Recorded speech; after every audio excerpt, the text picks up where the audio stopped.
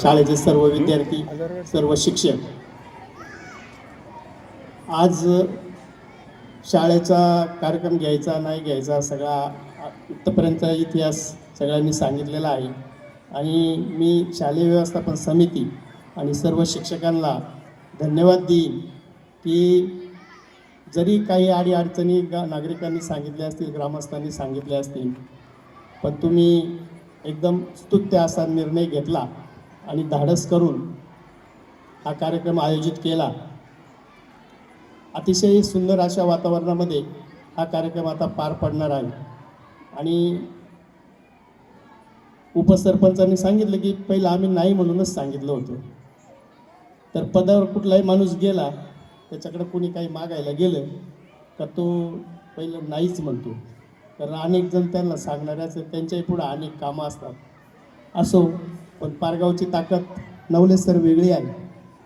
फक्त मांडणाऱ्यांनी गावापुढं ते व्यवस्थित मांडलं आणि समोरच्यांना त्याचं महत्त्व जर समजून सांगितलं, नागरिकांना जर समजून सांगितलं, तर 100% आमचं गाव असं आहे की ते कुठलाही कार्यक्रम एकोप्याने म्हणजे एकदम सुस्थितीत आणि चांगल्या प्रकारचं गावाचं नावलौकिक वाढेल असेच कार्यक्रम आपल्या गावामध्ये आतापर्यंत झालेले आहे आणि इथून पुढेही होतील.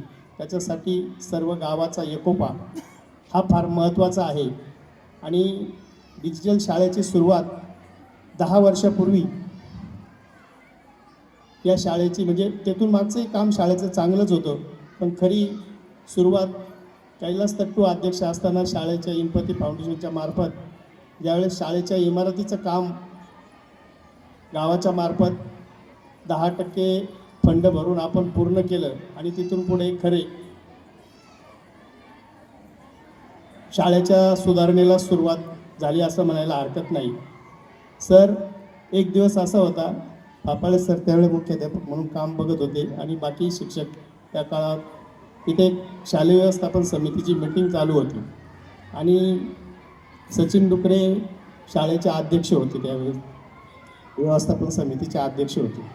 आणि मीटिंग चालू असतानाची योगायोगाने माजी जिल्हा परिषद सदस्य पांडुरंगरावजी पवार साहेब या ठिकाणी काही निमित्ताने या गावामध्ये आले होते आणि त्यांना शाळेमध्ये भेट द्यायची होती. तर ते मीटिंग चालू असताना ते शाळेमध्ये आले. मला वाटतं देवराम शेठ तुम्ही पण होते, आपण त्या मीटिंगला होतो सगळे. आणि बोलता बोलता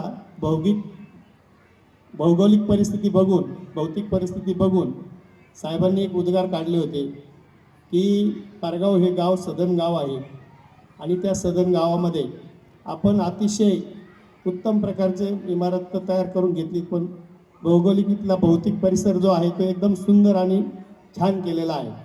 पण माझी एकच विनंती आहे की जसा भौगोलिक परिस्थिती, भौतिक परिस्थिती जशी तुम्ही चांगली केलेली आहे, गावची आर्थिक ताकद मला माहिती आहे, कदाचित तुम्ही इमारतीला बाहेरून सोन्याचं पाणीसुद्धा देऊ शकाल, पण त्याचबरोबर तुम्ही बौद्धिक विद्यार्थ्यांचा बौद्धिक वाढ म्हणजे शैक्षणिक जी बाब आहे याच्याकडे तुम्ही लक्ष देऊन चांगल्या अशा टीम पुढे गेल्या पाहिजेत, विद्यार्थी घडला पाहिजे, विद्यार्थ्याच्या बौद्धिकतेमध्ये वाढ झाली पाहिजे, अशा प्रकारची एक सूचनावजा त्यांनी संकल्पना मांडली. आणि तत्कालीन शिक्षकांनी सर्व, मग पापाळे सर असतील किंवा त्यांचे इतर सर्व शिक्षक असतील, यांनी असा ध्यास घेतला आणि सचिन भाऊ अध्यक्ष होते. शिक्षणामध्ये अनेक बदल आणि आता ज्या 9वी 10वीच्या ज्या तुकड्या पुढे येत आहेत ते त्याचंच प्रतीक किंवा त्यावेळेस जो पाया भरलेला आहे मराठी शाळेमधून, आणि तसाच प्रकारच्या इथून मागच्याही तुकड्या आता सगळ्या पुढे येताना सगळे विद्यार्थी एकदम हुशार आणि चुणूकदार पुढे येणार आहेत.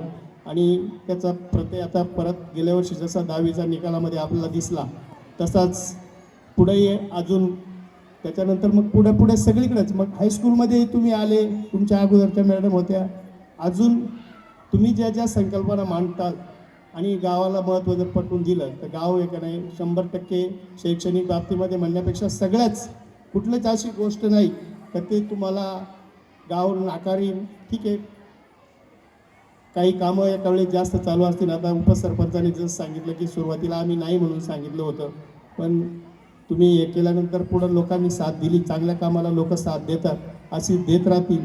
आणि मगाशी मुळे सरांनी सांगितलं की पंचायत समिती सदस्य तुम्ही झालात, तुमच्याकडून फार अपेक्षा आहेत. असो, मी काही नाही म्हणणार नाही. जेवढ्या जेवढ्या शक्य आहे शासकीय योजना काय असतील त्या शाळेच्या बाबतीत म्हणण्यापेक्षा संपूर्ण गावामध्येच किंवा माझ्या गणामध्ये 8 गावांचं काम मला आता थोडं बघायचं आहे. पण मी बघणार, मी काय हटणार नाही. जेवढं शक्य आहे तेवढं गावाच्या प्रती पण शासकीय निधी आणण्याचा मी प्रयत्न करीन. आणि त्यामध्ये विशेष करून शैक्षणिक बाबतीमध्ये सगळ्याच आपल्या गावातल्या लोकांना चांगली ओढ आहे. तर एखादं काम कदाचित बाहेरचं कमी जास्त होईल, पण शाळेच्या बाबतीमध्ये आम्ही कुचराई करणार नाही. जे काही शासकीय तुम्हाला मदत लागेल ती मदत 100% पंचायत समिती असेल किंवा जिल्हा परिषद असेल यांच्या माध्यमातून मी 100% म्हणजे योगदान देण्याचा मी प्रयत्न करीन. परत एकदा जास्त वेळ घेतल्याबद्दल क्षमस्व. आता या सुरू होणाऱ्या कार्यक्रमास मी जेवढे त्याच्यामध्ये भाग घेणारे विद्यार्थी आहेत त्या सर्वांना आणि शाळेच्या मुख्याध्यापक असतील किंवा सर्व शिक्षक असतील, शालेय व्यवस्थापन समिती असेल, अतिशय सुंदर असं तुम्ही नियोजन केलेलं आहे. त्याला मी त्या कार्यक्रमाला लाख लाख शुभेच्छा देतो आणि थांबतो.